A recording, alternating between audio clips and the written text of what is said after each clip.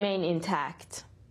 Seth Freed Wessler, can you put this in a national context? You've been reporting on this for Color Lines. Yeah, in the year since SB 1070 passed in Arizona, almost half of the states in the country have pushed similar pieces of legislation. 24 state legislatures introduced legislation around the country that looked very similar to SB 1070 in Arizona. The reality is that in many of those states, these bills are failing to move forward or are dying before the sessions end. And we're now looking at a small handful of states where SB 1070-like bills could, in fact, pass. So while there are 13 states that still have bills pending in the state legislatures, there are really only 4 or 5 states where bills could pass elsewhere. So that's South Carolina, Indiana, Oklahoma, Alabama. There's still a hot fight in Florida.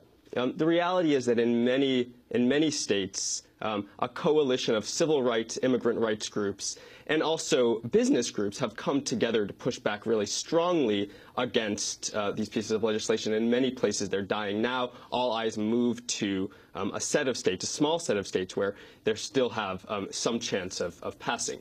Can you talk, Seth, about the history of racial profiling in Georgia? Yeah, I mean, there's one of the things that I think is really important to note in Georgia and also in Arizona, where the bill has been blocked by a lower court, which was then upheld last week by a higher court, even without SB 1070, even without these sorts of bills. Racial profiling, the targeting of immigrant communities, is deep and thick. Immigrant communities are facing a kind of harassment, a sort of terrorizing atmosphere, even without these pieces of legislation. So in Arizona, in Florida, where I was just traveling, and in Georgia, immigrants are being picked up en masse, detained and deported. I met a man actually just over the border in the state of Sonora in Mexico, who had come to the United States when he was 2 years old. He's now 24, and he was picked up in Phoenix as he was working in his tattoo parlor.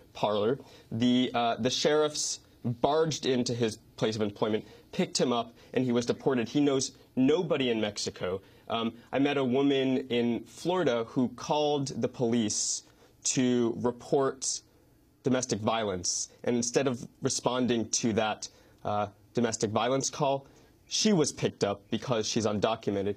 She was detained. She now has a deportation order. So the point here is that even without these bills, even if these bills are blocked, the federal government is continuing to move forward with policy of mass deportation.